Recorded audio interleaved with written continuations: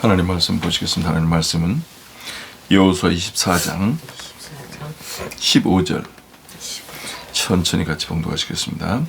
만일 여호와를 섬기는 것이 너희에게 좋지 않게 보이거든 너희 조상들이 강 저쪽에서 섬기던 신들이든지 또는 너희가 거주하는 땅에 있는 아모리 족속의 신들이든지 너희가 섬길 자를 오늘 택하라. 오직 나와 내 집은 여호와를 섬기겠노라 하니. 아멘. 오늘 이 말씀을 중심으로 전쟁은 어디서 오나? 하나님의 뜻, 내 뜻, 세상 뜻, 생명과 죽음의 싸움, 이런 제목으로 말씀을 나누겠습니다. 모든 일에는 출발점이 있습니다. 나무에는 뿌리가 있듯이 뿌리는 보이지 않지만 그 나무를 지탱해주고 나무가 성장해주는 역할을 하죠. 우리들의 안목이 나무를 딱 보면 그 열매만 바라볼 것이 아니고 열매도 보고 이파리도 보고 가지도 보고 줄기도 보고 뿌리까지 통째로 볼 수 있는 통찰력이 여러분들에게 우리에게 그 안목을 가지도록 노력을 해야 되겠죠. 그러면 지금 세계적으로도 보통 혼란스러운 게 아니잖아요. 뭐 전쟁 일어나고 있고 수많은 사람들이 죽고 있고 이란에서는 지금 뭐 그냥 군인들과 민간인들이 서로 총 들고 싸워서 서로 죽이고 막 수만 명, 어찌 보면 수십만 명이 죽을지도 몰라요. 그런 일들이 일어나고 있고 또 소련과 우크라이나는 소련도 지금 엄청나게 혼란스러워요. 왜 거기가 영하 23도 막 영하 굉장히 추운데 아파트가 전기가 다 나가버리면 어떻게 되겠어요? 수도가 중간에 터져가지고 공급이 안 되면 어떻게 되겠어요? 살 수가 없어요. 지금 그런 아주 상상을 초월할 일들이 세계적으로 일어나고 있습니다. 우리나라도 지금 전쟁이 굉장히 근데 우리나라 전쟁은 이게 영적인 전쟁이기 때문에 영적으로 민감하지 않은 사람들은 그냥 모든 것이 잘 되는 줄 알아. 이게 표면으로 나타나는 것으로는 아무 일이 없는 줄 알아. 근데 이게 보이지 않는 물 밑에서는 이게 피 터지는 죽음의 전쟁을 지금 하고 있거든요. 그러니까 소련과 우크라이나 그리고 이란에서의 전쟁, 이스라엘과 중동과의 전쟁 이런 것들은 그래도 눈에 많이 보여요. 근데 우리나라 전쟁은 어찌 보면 거기보다 전쟁이 더 치열하거든 지금. 근데 관심이 없는 사람들은 그냥 편안해. 아무 일이 없어요. 지금 상태가 그런 상태입니다. 근데 이 모든 전쟁에 뿌리가 있단 말이에요. 그 가장 근원적인 뿌리가 무엇일까서부터 이제 우리가 찾아가고 우리가 이해를 좀 해야 되지 않겠습니까?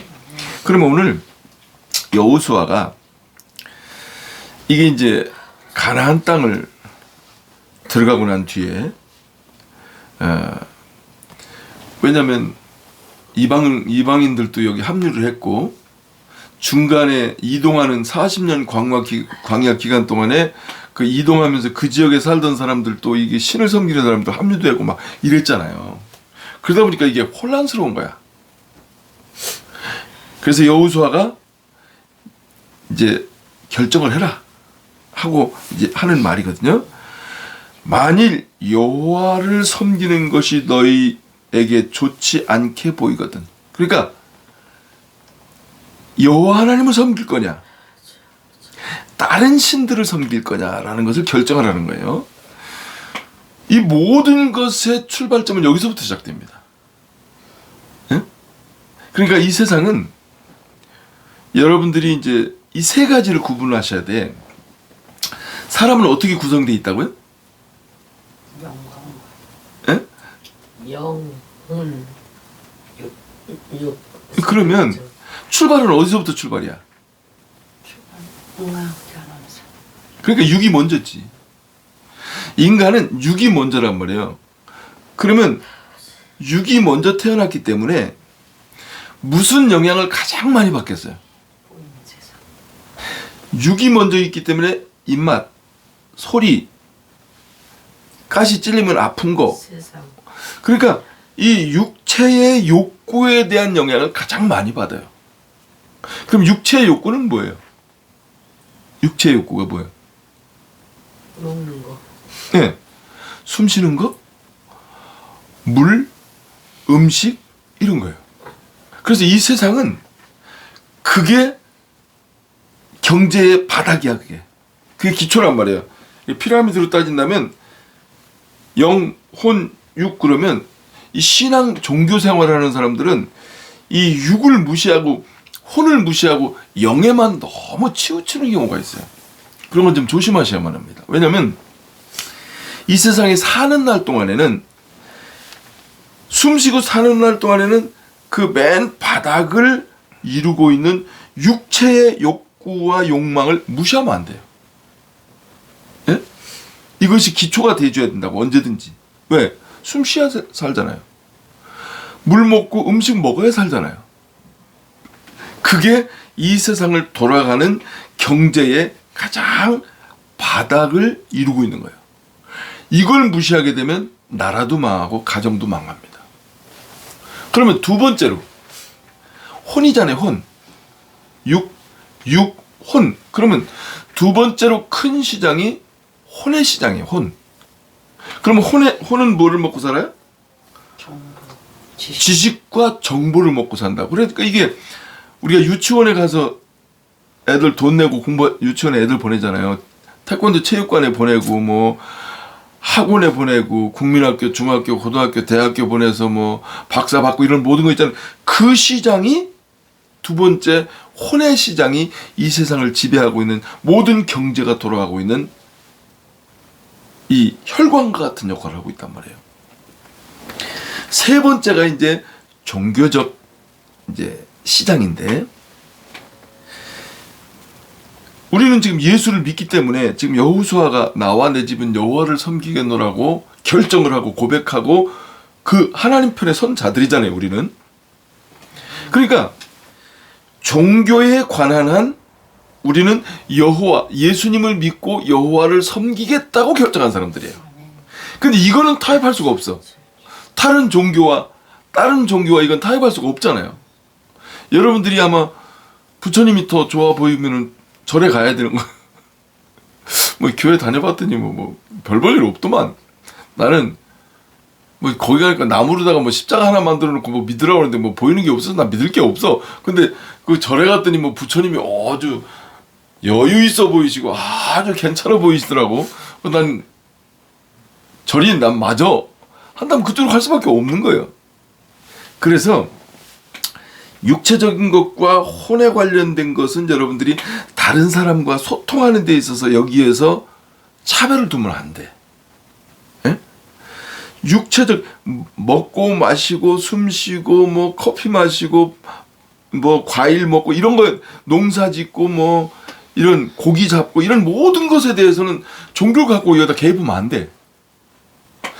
혼의 시장도 마찬가지야. 학교 가고 이 시대에 대해서 공부하고 과학에 대해서 아니면 이 컴퓨터에 대해서 공부하는 걸 갖고 왜 거기들 종교를 왜 거기다 개입을 시키냐고. 그러니까 이 육의 시장과 혼의 시장에 대해서는 누구나 다 세상에 대해서 누구나 다 공감하고 인정하고 존중해 줘야 되는 시장이에요. 그래서 무당이 돈을 잘 벌어. 그럼 돈 버는 거에 대해서는 인정을 해줘야 돼. 그걸 종교적 차원 말고 돈 버는 차원에서는. 아니 이슬람을 믿는 사람이 아주 그냥 과수원 농사를 잘 짓는 거야. 그냥 과일도 그냥 너무 농사를 잘 짓는 거야. 그러면 이슬람이 짓기 때문에 나는 안 사 먹어? 그건 아니잖아요. 손을 먹어야지. 네, 그러니까 이 육의 시장과 혼의 시장에 있어서는 인류 문명이 계속 발전하면서 이게 업그레이드가 계속 되는 거예요. 그러니까 이거를 받아들이는 거에 대해서는 여러분들 차별을 두지 마시고 깨름직하게 생각하거나 그러지 마시기 바랍니다. 저는 이제 어찌 보면 절이라든지 무당들이 뭐 이렇게 구출하거나 모를 때 이게 과일도 허구 언제로 허구 그러잖아요. 근데 저는 먹는 건 따지질 않아요. 나는 구슬했던 뭐 저기 절에 가서 무슨 시조연으로 바쳤던 뭐 그런 거 따지질 않아요. 왜냐면 먹는 거 가지고는 성경에 이런 말씀이 있어요. 입으로 들어가는 것이 사람을 더럽게 하는 것이 아니라 입에서 나오는 것이 사람을 더럽게 하는 것이다. 그러니까 지금 굶어 죽게 생겼어. 근데 먹을 거라고는 지금 무당이 굿하고 나서 거기서 나온 과일밖에 없어. 그러면 안 먹고 죽을 거냐, 그거를 먹고 살 거냐, 어떨 거야? 안 먹고 죽을 거야 그냥? 어쩔 수가 없지 그럴 때는. 그러니까 이게 육체의 욕구에 대한 것을 가지고 영적인 것을 결부시켜서 하면 이게 이단들이야. 혼적인 걸 가지고 영적인 것을 가지고 접목시켜서 이거를 옳다 그르다 하는 것은 이것도 이단에 속할 수가 있어요. 여러분들 자유하시기 바랍니다. 진리를 할지니 진리가 너희를 자유케 하리라 해서 여러분들은 무한 자유를 누리시라고. 지금 고백한 것처럼 너희 조상들이 저 강 쪽에서 섬기던 신들이든지 또는 너희가 거주하는 땅에 있는 아모리족 속의 신들이든지 너희가 섬길 자를 오늘 선택하라. 여러분들은 확실하게 예수님을 선택하고 하나님을 선택하고 맞습니까? 아멘. 그리고 하나님께로부터 하나님의 씨인 성령을 선물로 받은 거 맞습니까? 아멘. 그러면 이것은 죽으면 흔들려 안 흔들려? 안 흔들리죠. 여러분들 마음속에 이것만큼은 내가 예수님을 선택한 것과 예수님이 만드신 교회 그리고 그 중심은 생명이신 하나님을 선택한 거에 대해서는 우리는 영원히 재고의 여지가 없다. 그래서 이거 나와 내 집은 여호와를 섬기겠노라. 아멘. 길이 없다 이거야. 오직 하나 이것밖에 없다 이거야. 근데 이것이 흔들리면 곤란한 거예요. 이것이 흔들리면은 성령 받지 않은 거일 수가 있어요. 그러면 이 세상은 그것과 그것의 전쟁이라니까. 그러면 예수님과 하나님, 사단과 마귀, 그러면 우주 만물을 만드신 거룩하신 하나님, 그 앞에 그 하나님이 창조해 놓은 루시퍼 천사장이 타락을 해가지고 악역을 맡았다고. 지금 거짓의 아비가 그래서 사탄이란 말이에요. 루시퍼란 말이에요. 거짓의 아비가. 그러면 거룩하신 하나님 앞에서 예수님과 사단 마귀하고 누가 하나님 편이야? 하나님, 거룩하신 하나님이 계셔요. 예수님도 하나님이 만들었고 루시퍼와 사단 마귀도 하나님이 만들었어. 그럼 하나님의 편에 서 있는 자가 예수님이야, 루시퍼야? 예수님. 예, 예수님은 하나님께 순종하는 자고 루시퍼, 사단 마귀는 하나님께 대적하는 자가 됐단 말이에요. 그러면 성경에서는 예수님은 빛이고 사단 마귀는 어둠인 거야. 예수님은 진실이고 사단 마귀는 거짓인 거야. 그래서 진리의 세계는 영원한 세계고 이치의 세계는 있다가 사라질 세계란 말이야. 이치의 세계는 우리 눈에 보이는 봄, 여름, 가을, 겨울 이 지구. 여러분들이 이 육체의 눈만 가지고 있는 사람들은 이 지구 덩어리가 영원할 것 같이 생각을 해요. 이 지구가 영원한 게 아니에요. 우리 조상과 가문 대대로 지금 내려와서 우리가 이 땅에 태어났잖아요. 그러면 지금 몇 대가 됐을 것 같아? 아담 이후로 따지면, 아담 전후로 따지면 이제 그 신학적인 논리가 신학적으로 이제 논쟁이 많이 있어요. 아담 전에도 인간이 있었느냐 없었느냐. 아담이 사람의 시초냐? 신학적 논쟁은 있을 수가 있어요. 근데 저는 짐승과 같은 인간 비슷한 존재들은 있었을 것이다라고 생각도 해요. 왜? 하나님이 아담을 만들 때 흙으로, 이 모든 짐승들은 다 흙으로 만들었잖아요. 인간도. 그 다음에 그 속에다 하나님의 형상을 집어넣은 거는 아담이 최초란 말이에요.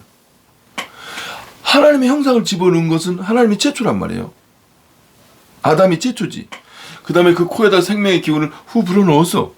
그러면 이게 하나님의 생명을 소유한 자의 최초 시작인지, 하나님의 생명이 없는 상태에서 짐승과 같은 인간들, 사람과 비슷하긴 하지만 그런 존재는 있었는지, 이에 대한 것은 신학적 논쟁이 많이 있을 수가 있어요. 하지만 지금 우리는 아담을 중심으로 한, 아담이 선악과를 따먹고 하나님 말씀을 어기고 루시퍼처럼 하나님의 뜻을 어기고 하나님을 떠나갔어. 아마 그대로 있었을 거야. 결혼한 남편과 아내가 그냥 그 집에 지금 살고 있어. 그런데 성경에서는 남편 중심이거든요. 하나님이 우리의 남편이고 예수님이 우리 남편이란 말이에요. 남편으로부터 떨어져 나가면 포도나무에서 가지가 잘려져 나가는 것이고, 예수님을 믿지 않으면 하나님과 관계없는 상태가 되어버리는 거거든요. 그러면 남편 되시는 하나님, 예수님이 우리를 예수님 믿습니다 하고 하면 우리가 신부가 되는데, 하나님의 형상이 아담 속에 있었는데 하나님의 말씀을 어기니까 그 하나님의 형상이 떠나갔네. 이거를 이혼으로 비유를 통해서 설명을 한다면, 이혼하고 나면, 이혼하기 전에는 하나님 것이 내 것이고 예수님 것이 내 것이야. 나도 예수님 것이고. 근데 이혼을 하고 나면 어떻게 돼? 예수님하고 나하고는 상관이 없는 거예요. 그러니까 여러분들이 지금 성령이 있으면 예수님과 상관이 있는 거고 하나님하고 상관이 있는 거야. 왜? 성부, 성자, 성령 삼일체 하나님이니까. 그리고 그 삼영은 거룩한 영이니까. 그래서 아담 속에 있었던 하나님의 형상이 떨어져 나간 상태가 인간이고, 하나님의 형상이 있으면 뭐라고요? 사람이고. 하나님이 사람이라고 이름을 붙여줬으니까. 그러면 여기는 지금 이 세상은 그 뿌리서부터 전쟁의 뿌리가 거기서부터 있단 말이에요. 하나님 편에 서 있을 것이냐, 사단 마귀 편에 서 있을 것이냐, 진실 편에 설 거냐, 거짓 편에 설 거냐, 빛에 거할 거냐, 어둠에 거할 거냐, 남을 섬기면서 살 거냐, 남을 짓밟고 군림하면서 살 거냐, 전쟁을 말리면서 화평할 거냐, 전쟁을 하면서 남의 거 빼앗으면서 살 거냐. 이게 이것과의 전쟁이란 말이에요. 지금 이 세상은 다. 왜? 그런데 모든 인간은 생각이 다 다르네. 그러니까 사탄이 어렸을 때는 별 볼 일 없었어. 푸틴도 별 볼 일 없고, 트럼프도 별 볼 일 없고, 이재명도 별 볼 일 없었어요. 또 누구도? 저기 독일의 히틀러도 별 볼 일 없었어. 어렸을 때는. 독일 히틀러 같은 경우에는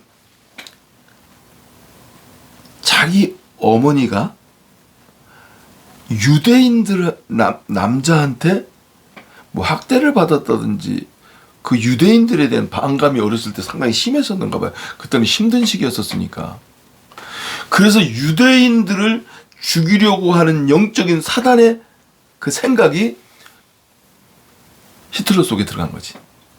근데 어렸을 때는 그게 티가 안 나는데, 원한을 품고 트라우마를 가지고 내가 우리 엄마를 괴롭혔던 유대인 아버지를 저주하면서 내가 언젠가는 내가 힘이 있으면 원수를 갚을 거야, 이런 마음으로 잉태됐겠지.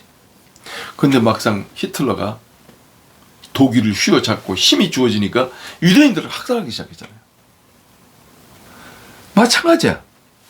지금 트럼프도 어렸을 때는 병에 걸려 죽을 수도 있고 군대에서 교육받다 사고 나서 죽을 수도 있어요.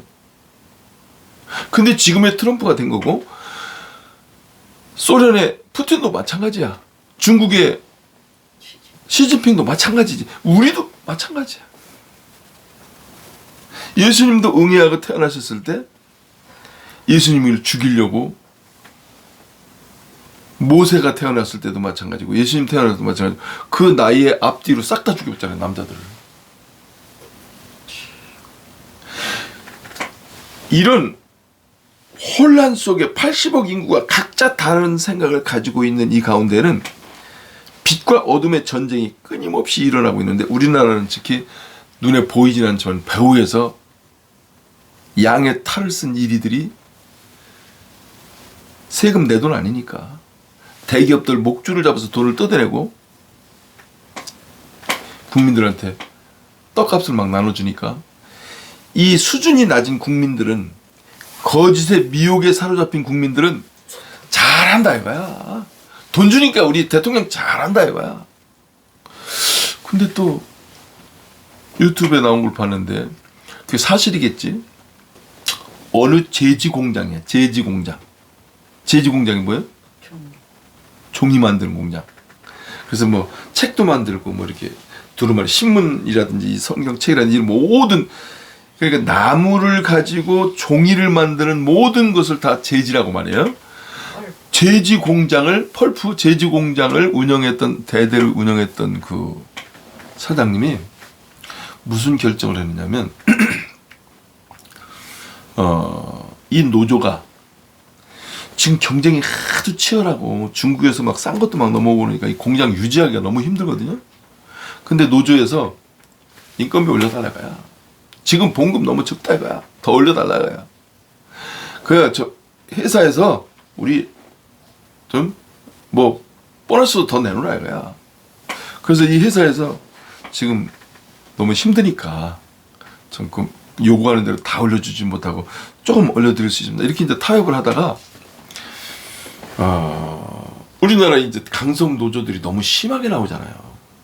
그래서 지금 현대자동차 같은 경우도 자동차 회사를 미국으로 옮겨가면서 그냥 사람이 하도 이 데모하는 게 아주 신문이 나가지고 아주 그냥 거머리처럼 그냥 물어 뜯어서 그냥 피를 다 쪽쪽쪽쪽 빨아먹으니까 그게 어느 정도냐면 미국 우리나라보다 더 잘 살잖아요. 미국의 노동자가 한 달에 자동차를 3대 만들면은 우리나라 거기는 한 예를 들어서 5천만 원밖에 못 받아. 봉급이 5천만 원이야. 근데 우리나라는 봉급이 1억이야. 근데 우리나라는 2대밖에 못 만드는 거야. 아니 돈은 반밖에 안 받는데 자동차는 3대 만들어. 우리나라는 돈은 꽃배기로 가져가면서 자동차 2대밖에 못 만들어. 그러면 이 회사를 운영하는 사람 사장 입장에서 어떻게 될 것 같아? 그러니까 이 정의선 그인가 현대자동차 회장님이 무슨 결정을 했냐면 야 인간들 이거 아주 신물난다. 꿈에도 나타날까? 난 꿈에도 만나고 싶지 않다. 해가지고 로봇 회사를 인수해가지고 예를 들어서 3만 명, 10,000명 써야 될 공장에서 사람만 쓰면 한 3,000명이나 2,000명만 쓰고 나머지는 다 로봇가 다 자동차 만들어버리는 거야 다. 그렇게 노조하잖아. 로봇 들어오면 안 된다고 나는 진짜. 그래서 그러니까 완전 그래서 지금 제지 공장 그 회장님이 무슨 샘플을 보여줬냐면 거기는 할아버지 아버지 때까지 자기까지 아마 3대 정도 제지 회사를 했는가 봐. 그런데 이 노조에서 요구하는 대로 다 들어주잖아요. 그러면 이 회사는 이제 문 닫아야 돼. 적자가 계속 누적돼서 이제 문 닫아야 돼. 땅도 팔고 뭐 싹 타야 돼. 그러니까 회장님이 이런 상황에서는 어떻게 해야 됩니까 하고 이제 그 앞으로 미래에 대해서 상담을 해가면서 이대로 계속됐을 때는 회사가 어떻게 되겠습니까? 이 상황에서 정리하면 어떻게 되겠습니까? 상담을 해가지고 판단을 했어. 어떻게? 노조에서 내놔라 하는데 공장 문 닫아버렸어. 공장을 나 더 이상 안 해요. 공장을 문 닫아버렸어. 골치 아프니까. 왜 그러다가는 아니 그 많은 우리나라가 발전하면서 그 자기도 공장 사장도 돈을 벌고 먹고 살았지만 그 수많은 사람들이 직원들이 그 가족들을 부양하면서 자식들을 교육시키면서 여태까지 잘 살았잖아요. 근데 과하게 욕심을 딱 부리니까 이게 미래가 없는 거야. 그러니까 상여금 줄 거 주고 퇴직금 줄 거 주고 딱 정리를 얼마 줘야 된다는 법적으로 이상하게 돈을 딱 나눠준 다음에 그 부지는 사회에다 환원해 버렸어 그냥. 그 공장 부지는 그냥 사회에다 환원해 버리고 그냥 자기 갖고 있는 주식이라든지 다른 재산만 갖고 나 더 이상 골치 아프게 일하지 않겠습니다. 딱 폐업을 해버렸네. 그러면 으쌰으쌰하고 데모했던 사람들은 예를 들어서 500만 원씩 한 달에 500만 원씩 봉급을 받았어. 어느 날 갑자기 그러니까 500만 원 봉급 받으면 500만 원을 맞춰서 애들 학원비 내고 아파트 대출금 내고 뭐 자동차 할부금 내고 그러면서 살았을 거 아니에요. 그런데 공장이 갑자기 문 닫으면 어떤 현상이 나타나? 지금 그 사람들이 나와가지고 알바한다고 오토바이 알바도 사람들이 하는 사람이 너무 많으니까 저기 아파트 경비원도 경쟁이 너무 치열해가지고 줄 서 있어. 근데 거기 가서 해봐야 한 200만 원도 못 받아. 그러면 500만 원 이상 받던 사람이 갑자기 회사 문 닫아버리니까 200만 원 수입을 확 줄어버리네? 할부금도 못 내. 아파트 할부금, 자동차 할부금. 그러니까 욕심이 과해가지고 자기들의 미래를, 그러니까 이 회사를 운영하는 사람들은 그래 우리 직원들 가족들과 함께 먹고 살아야지. 그러니까 이 회사를 창업하고 회사를 운영하는 사람들 입장은 무슨 마음들이냐면 엄마 아버지와 같은 마음을 갖고 있거든요. 엄마 아버지와 같은 마음. 그래서 우리 다 같이 살아야 돼. 우리 나라를 사랑하고 우리 나라가 튼튼해야 적으로부터 나라도 지킬 수 있고 우리가 세금을 내줘야 되고 우리가 벌어서 우리 직원들과 같이 먹고 살아야 돼. 이런 주인의 마음을 가지고 사업을 운영하는데 이 직원들 마음 속에는 거지 근성과 이게 악마적 근성이 있어요. 먹어도 배고픈 이 마음 심보 주머니가 있다니까. 그래서 그게 분기점에, 그러니까 우리나라는 많은 기업들이 거기에 지금 칼날위에 지금 서 있단 말이에요. 발을 살짝만 헛디디면 그 마음 먹게 달았어. 이 회사 오너들 마음 먹게 달았다니까. 아유 뭐 내가 살면은 뭐 천년만년 사는 것도 아니고 우리 아버지 할아버지 고생하시는데 나도 뭐 우리 후손들한테 내 자식들한테 이 고생 물려주고 싶지 않다. 여기서 접자 하고 회사 회장이 마음을 접는 순간 거기에 있는 수천 명, 수만 명, 수십만 명의 일거리가 일순간 사라지는 거예요. 그런데 이 종의 근성을 가진 일하는 직원들은 그 생각은 안 해요. 지금 눈앞에 있는 욕심만 따라간다니까. 우리나라에 앞으로 굉장히 많은 기업들이 문 닫습니다. 그러면 견뎌내지를 못하지. 어떻게 왜? 견뎌내겠어? 기업도 문제는 있지만 그나마도 우리나라 대기업은 전 세계로 이렇게 문호발처럼 뻗어가 있어서 그래도 임시 대처도 해가면서 지금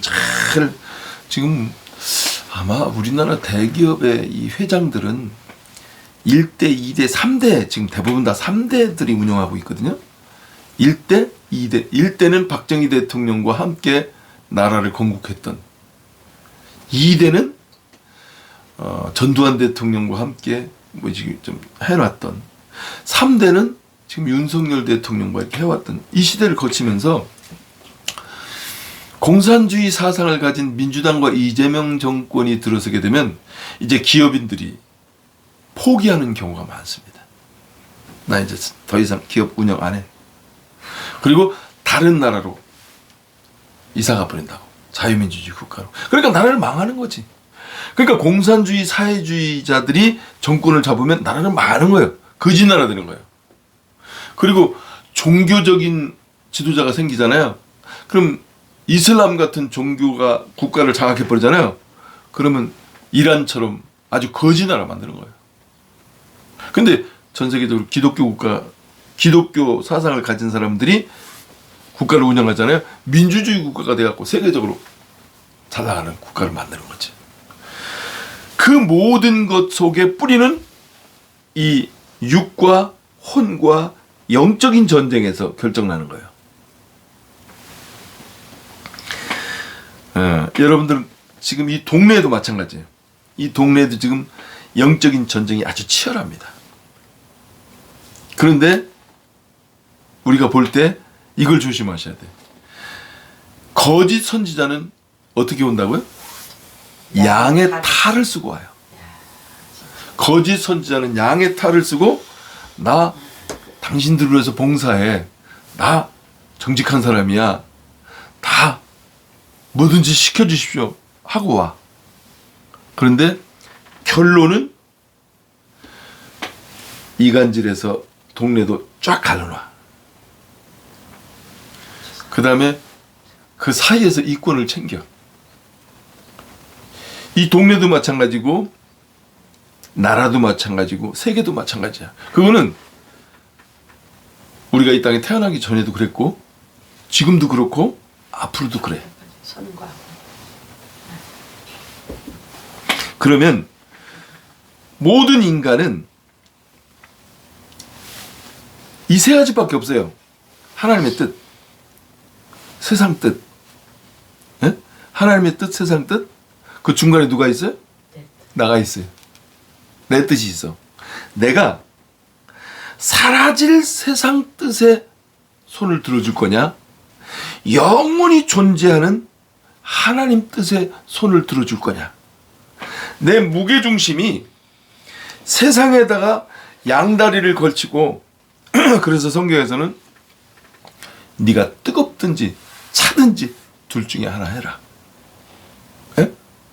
중간에서 이것도 아니고 저것도 아니고 미지근한 상태에서 있으면 내 입에서 너를 토해내버릴 것이다. 그러면 중간에서 양다리를 걸치고 있는 사람들은 어떤 사람들이에요? 정치적으로도 마찬가지입니다. 정치적으로도 양다리를 걸치고 있는 사람들은 이렇게 생각하면 돼요. 지금 정치인들이 이제 그 중간에 양다리를 걸치고 있는 사람들한테 잘 보이려고 아주 몸부림치고 있단 말이야. 그 표를 좀 가져가고 싶어가지고. 오른편에 서 있는 사람과 그른편에 서 있는 사람이 이렇게 딱 있단 말이에요. 근데 오른편에 서 있는 사람들은 강제로 일을 끌고 가질 않아. 뒤끝이 없어. 그래서 민주주의는 모래알 같아. 근데 이 어두운 편, 그른 편에 서 있는 사람들은 조폭처럼 똘똘 뭉쳐. 여기는 서열이 딱 있어. 여기는 서열이 없어. 여기 대통령 하다가 국회의원 하다가 이렇게 떨어지잖아. 그럼 개털이야. 낙동강 오리알이야. 누구도 보살펴 주질 않아. 근데 이 그른 편에, 오른편이 아니라 그른 편에 서 있는 좌익들. 성경에서 말하면 오른편 강도와 좌편 강도거든. 이 좌편 강도가 뭐냐면 그른 편이야. 이들은 서열이 분명해. 국회의원 하다가 떨어졌어도 서열이 그냥 그대로 살아있고, 대통령 하다 물러나도 서열이 그대로 살아있어. 그러니까 이게 어둠의 세력에 의해서 서열이 그대로 딱, 이게 이 힘이 엄청나게 세다니까. 그러니까 이게 숫자가 많지 않아도 이게 힘을 엄청 발휘하는 거야, 이게. 그런 세계 속에서 중간에 우리는 응애하고 태어난 거야. 그 지금 그 상태에서 여기까지 살아온 거야. 근데 이것도 하나님의 은혜야. 역사는 하나님이 주장하시기 때문에 우리가 뭣도 모르면서도 여태까지 이렇게 살았어도 그냥 편안하게 사는 거야. 특별히 하나님은 대한민국을 눈동자처럼 지켜 보살펴 주셨기 때문에 중국과 소련과 일본이 우리를 호시탐탐 언제든지 먹으려고 했고, 사탄이 우리나라를 종으로 삼으려고 그렇게 핍박을 했음에도 불구하고 6.25 전쟁 때는, 아니 그 전에는 중국말 눈치 봐가면서 썼을 때에는 세종대왕을 탁 세워서 한글을 딱 만들게 하시더니, 일본이 전쟁 왔을 때는 이순신 장군을 탁 세워가지고 정신적으로 우리는 살아있다 하고 하시더니 박정희 대통령 아니 이승만 대통령이 전 세계에서 가장 좋은 헌법을 탁 만들어 가지고 나라를 건국하더니 박정희 대통령이 그 헌법의 기초 위에 그러니까 박정희 대통령도 이승만 대통령을 지우려고 노력을 많이 했거든요. 한참 젊으니까 그럴 수밖에 없었다고 이해는 해요. 그럼에도 불구하고 대한민국의 헌법의 기초 이게 설계도거든요. 이게 대한민국의 설계도가 헌법이거든요. 그 이승만 대통령이 만들어 놓은 설계도 헌법의 기초 위에서 피눈물을 흘리면서 전 세계 돈을 꾸어다가 독일의 광부 간호원 베트남에 가서 죽는 이런 것들을 대가를 받으면서 일본에 가서 배상금 받아가서 그래서 우리나라를 이만큼 살렸단 말이에요. 그런데 지금 우익들이 정신 못 차리는 사이에 우익 정당이라고 하는 국민의 힘당에도 간첩들이 잔뜩 들어와 있고 그런 지도자들 마귀편에 어둠 편에 선 지도자들이 드글드글한 거야. 그래서 이번에 그것을 좀 확실하게 정리를 좀 해야 지방선거에서 표를 좀 많이 얻을 수가 있고 그 다음에 그게 이제 그런 자들을 받아들이질 말아야 돼. 이걸 다 오픈해야 돼. 자기들끼리 정치를 하면 안 돼. 젊은이들을 많이 받아들이면서 그러면 우리나라의 이제 미래의 희망이 좀 있습니다. 이것도 하나님께서 때가 돼서 이제 펼쳐가고 있는 일들입니다. 그러니까 이런 내막들을 우리 하나님의 사람들이 이 세상에 세계의 국가에 우리 마을에 이런 일들이 일어나고 있는 것을 여러분들 체크하시면서 내가 옳은 편에 설 것이냐 그런 편에 설 것이냐 이것을 끊임없이 여러분들이 선택을 하셔야만 합니다. 이렇게 하다가 우리 하나님 앞에 가야 되거든. 오라고 하면 가야 된다고. 하나님 앞에 오라고 하면 가야 된다고요. 디모데전서 4장. 그러면 우리가 무엇을 준비해야 될지 우리 마음속에 이런 말씀들을 새겨놓고 아로새겨놓고 디모데전서 4장 4절 5절 같이 봉독하시겠습니다. 하나님께서 지으신 모든 것이 선함에 감사함으로 받으면 버릴 것이 없나니 하나님의 말씀과 기도로 거룩하여 집니다. 아멘. 이 뜻이 무슨 뜻이에요? 이걸 어떻게 해석을 해야 될 것 같아요? 하나님 지으신 말씀 그대로 좀 하나님 지으신 모든 것이 선하네 감사함으로 받으면 버릴 것이 없나니 하나님의 말씀과 기도로 거룩하여 집니다. 말씀을 묵상하고 이거는 아까 지금 나와 내 가족은 여호와를 섬기겠노라고 누가 그랬어요? 여호수아가. 그러면 이 말씀은 여호수아 같은 사람에게 해당되는 말씀이야. 그러니까 하나님 편에 있고 하나님 뜻이 있고 세상 뜻이 있어. 그러면 내가 세상 뜻에 서 있으면서 하나님이 지으신 모든 것이 선함에 감사함으로 받으면 버릴 것이 없는 이 뜻이 아니고 이거는 하나님 쳐주지도 않아.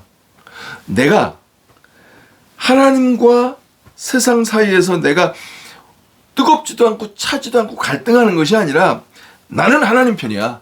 아멘. 나는 예수님 편이야.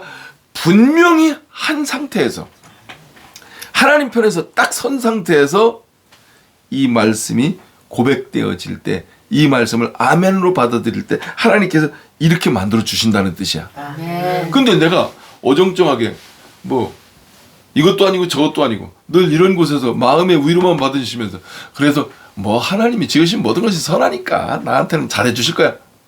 아니 내가 어디 서 있는데 내가 사탄의 편에 서 있으면서 잘해줘? 그럼 내가 죄를 더 많이 짓는 거야. 예?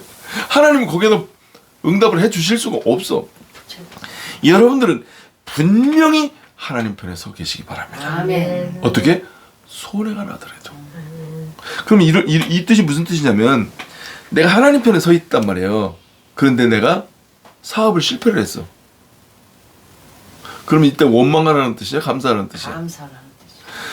내가 무슨 실수를 해가지고 교도소에 들어가게 됐어. 그럼 이거를 원망하라는 뜻이야? 감사하라는 뜻이야? 감사. 내가 하나님 편에 서 있으면 그 교도소 들어간 것과 사업이 부도난 것과 문제된 것들도 하나님께서 깨닫게 만드시고 그 깨달은 걸 통해서 다음에 더 좋은 것으로 응답해 주시겠다는 거예요. 아멘. 그래서 모든 것이 합력하여 선을 이루게 해 주시겠다는 뜻이거든요. 아멘. 그러니까 믿음이 없이는 하나님을 기쁘시게 하지 못하나니 하나님께 나아가는 자는 반드시 그가 계신 곳과 자기를 찾는 자들에게 상 주시는 이이심을 미리 알지니라. 그럼 믿습니까? 아멘. 그러니까 여러분들이 설령 실수했다 손치더라도 손해가 났다 손치더라도 그 사람 원망하지 마십시오. 그러면 돈 잃고 사람 잃어요. 사업하다가 저 사람이 이 사업을 부도나게 만들었어. 그래도 용서하시기 바랍니다. 그리고 뭐 당신도 나한테 그렇게 하고 싶어서 했겠어? 응? 해보겠다고 열심히 했는데 그랬지. 라고 그 사람을 용서해 주시기 바랍니다. 그러면 하나님께서 그 마음을 보시고 그래 네 마음이 내 마음이로구나 하면서 하나님께서 그 이전 것보다도 더 큰 복으로 허락하신단 말이에요. 그게 누구예요? 성경에 나와 있는 어떤 사람이 그랬어요? 성경에 누가 그랬어요? 그러니까 이게 사탄이 공격을 막 엄청나게 해야 됐어. 아주 반 죽여버렸어. 자식도 다 죽이고 그냥 부인도 다 떠나가고 그냥 농토고 다 엉망이 돼버렸어. 아주 이 몸에 그냥 두드러기가 나고 악창이 나서 개화장을 툭 깨트리면 그 개화장이 날카롭잖아요. 근데 개화장은 독이 없어. 그것도 지혜예요. 재도 독이 없어. 재. 왜냐면 개화장 같은 거라든지 유리 같은 것은 그 불로 연단해서 만든 거거든요. 고온으로. 그래서 개화장으로 내가 이렇게 벅벅 긁었다는 것들을 듣고 야 저것도 과학적이다. 왜? 지금으로 말하면 그 지붕의 개화장이 그 불로 고낸 거거든요. 탁 깨트리면 모서리가 날카로워. 너무너무 가려우니까 그 개화장 그 날카로운 거 갖고 긁을 정도로 했으니까 세상 사람들이 볼 땐 다 망한 거고 폐인이지. 그럼에도 불구하고 욥은 하나님을 원망하지 않았어요. 아멘. 주신 이도 하나님이시요 취하신 이도 하나님이시니 내가 모르는 무언가 이유가 있지 않겠습니까? 내가 모르는 하나님의 섭리가 있지 않겠습니까? 고백을 하니까 사탄이 하나님께 하나님이 욥을 특별히 사랑해줘갖고 좋은 거 많이 주니까 걔가 하나님 섬긴다고 오는 거지. 그거 다 뺏어보십시오. 하나님 원망할 겁니다. 했단 말이에요. 근데 하나님은 욥을 믿었단 말이에요. 그러니까 하나님이 여러분들 믿을 수 있어요? 네? 하나님이 여러분들 믿고 계속 살아갈 수 있느냐고. 그러면 바닥이 돼도 내가 하나님 편에 서서 믿잖아요. 욥처럼 해주시겠다는 뜻이 이게. 예? 이게 하나님께서 지으신 모든 것이 선함에 감사함으로 받으면 버릴 것이 없나니 우리가 이 땅에 태어나기 전에 우주 만물, 부모님, 형제 다 준비해 놨잖아. 대한민국이라는 국가까지 다 준비해 놨잖아. 근데 우리가 뭘 원망해? 우리가 한 게 뭐가 있다고? 감사할 것밖에 없잖아. 그러면 인생 전체를 퉁쳐가지고 봤을 때 하나님의 말씀과 기도로 거룩하여짐이라. 그러니까 하나님의 말씀의 기초 위에 진리의 기초 위에 사랑의 방법으로 생명을 위해서 살면 네가 이 땅의 나그네 인생 끝났을 때에는 너는 거룩한 존재가 돼서 천국에 어울리는 거룩한 나라, 하나님의 나라에 가서 영원히 살게 될 거야 라는 것을 요약 정리하는 거예요. 그러면 세상과 하나님과 세상 사이에서 갈등하는 내가 하나님 편에 포도나무 가지가 포도나무에 착 달라붙을 거냐, 세상 편에 착 달라붙어서 마귀 좋아하는 일을 하며 살 거냐, 요 싸움이에요. 여기에서 돈이라든지 명예라든지 인기라든지 남자는 여자는 남자한테 뭐 땅이라든지 뭐 이런 거에 홀깃해 가지고 속아 넘어가는 일 없으시기 바랍니다. 네. 빌립보서 이 말씀을 가지고 신비 아로색에서 딱 흔들리지 않게 준비하시기 바랍니다. 빌립보서 4장 11절서부터 13절까지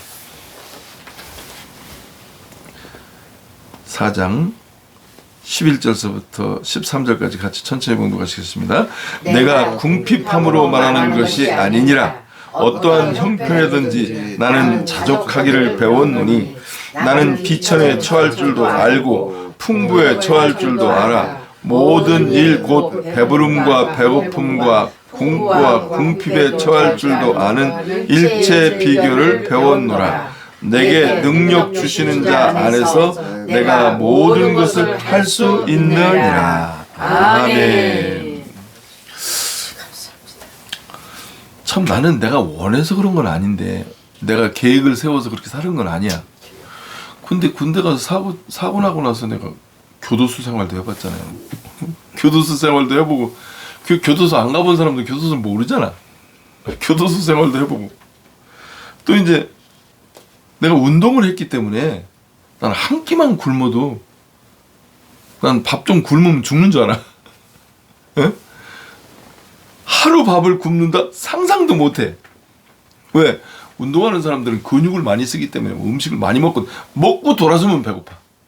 먹고 돌아서면 배고파. 그 정도로 이 소화력도 대단하고 덩치도 있는 데다가 내가 음식을 많이 먹고 그랬는데 예수 믿고 난 다음에 이제 금식을 뭐 한 10일 몇 번 하다 보니까 일하면서 똑같이 일하면서 10일 금식 몇 번 했는데 그 하고 난 다음에 무슨 생각이 드냐면 처음에 이제 금식 3일 할 때는 옆에서 애들이 기도원에 가서 금식을 3일 하는데 죽을 것 같아. 근데 옆에서 애들이 그 뻥튀기 먹는데 얼마나 부러운지.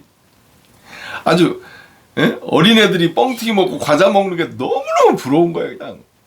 그리고 눈 감으면 그 설렁탕 그냥 이렇게 김이 이렇게 모락모락 나고 고기 쪼가리 같은 거지 막 눈에 왔다 갔다 하고 막 그런다고 하얀 밥이 왔다 갔다 하고 온다고. 그런데 이제 믿음이 이제 자라면서 10일 금식 정도 하고 나니까 지금 이런 말씀들이 이해가 되는 거야. 그러니까 무슨 인생을 살다가 교도소 들어간다? 가서 뒤돌아보고 회개하고 공부 좀 많이 하고 휴식하고 나오면 되겠지 라는 여유가 생기는 거야. 교도소 생활을 해봤으니까. 그리고 예를 들어서 음식이 없어서 굶는다고 치자고. 뭐 물만 먹고 10일 금식해도 뭐 버팅일만 하네. 하니까 이게 나는 빈에 처할 줄도 알고 부에 처할 줄 아는 이것이 내가 훈련이 된 거야. 그리고 이제 목사님 모시고 이제 전 세계 선교 여행 다닐 때는 뭐 아주 훌륭한 호텔에서 그냥 식사도 해보고 대접도 받아보고 이렇게 굶어보기도 하고 그러니까 이제 부러울 게 없는 거야. 높은 것과 낮은 거, 화려한 것과 좀 안 화려한 이런 모든 것을 두루두루 경험하고 나니까.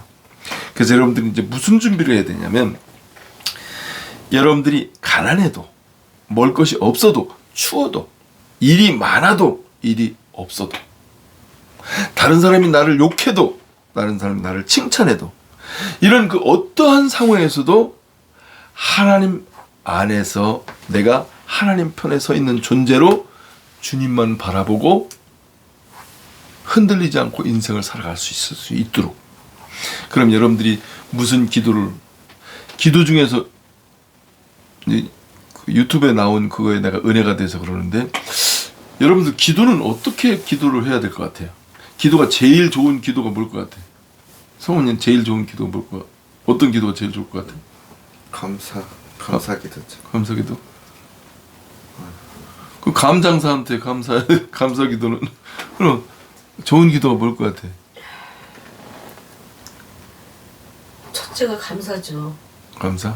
첫째가. 왜 감사해? 진짜 감사해서 감사하는 거야? 감사하라고 하니까 억지로 감사하는 거야? 왜냐하면 하루하루 지나가면서 밥 먹게 해주시고 뭐 모든 게서 건강도 이 나이에 이 정도면 건강하고 그냥 사는데 부족함이 없으니까 너무 그냥 감사. 감사하죠. 감사.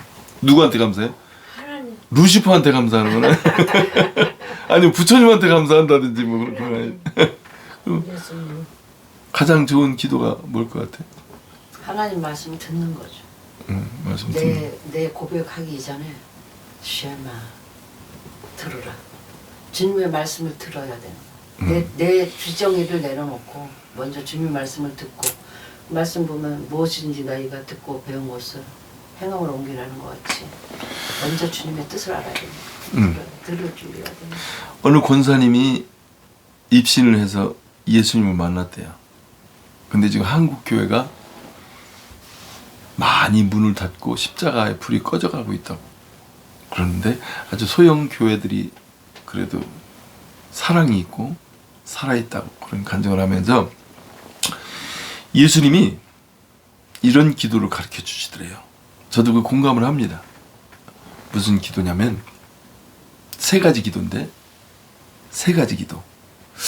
요 기도가 지금 그 권사님한테 예수님이 말씀하신 기도라는 거예요. 너는 이렇게 기도하라.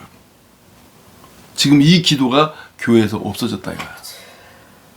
첫 번째는 뭐냐? 첫 번째 기도는 교회 주인은 예수님입니다.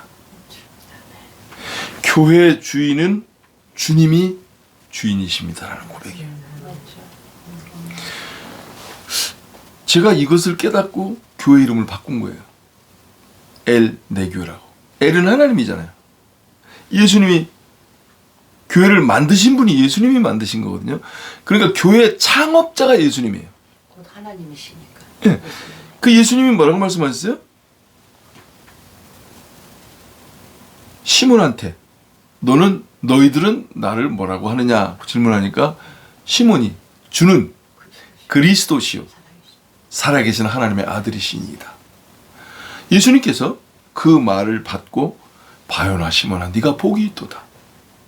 이를 내게 알게 한 이는 혈육이 아니요 이 땅에서 네가 공부해서 부모님이 가르쳐준 게 아니고 하늘에 계신 내 아버지시니라. 아멘. 너는 베드로라. 뭐가 베드로라는 뜻이야? 그 고백이 베드로라는 뜻이야. 무슨 고백? 주는 그리스도시요 살아계신 하나님의 아들이시니다. 이게 예수님께서 가르쳐준 기도로 말하면 교회 주인은 예수님이십니다라는 말이에요. 그럼 맥을 같이 하는 거예요. 내가 너는 베드로라. 베드로라는 뜻은 반석이라는 뜻이거든요. 이 반석 위에 그러니까 예수님이 하나님이 인정하는 교회의 기초는 뭐라는 거예요? 교회의 기초가 뭐라는 뜻이에요?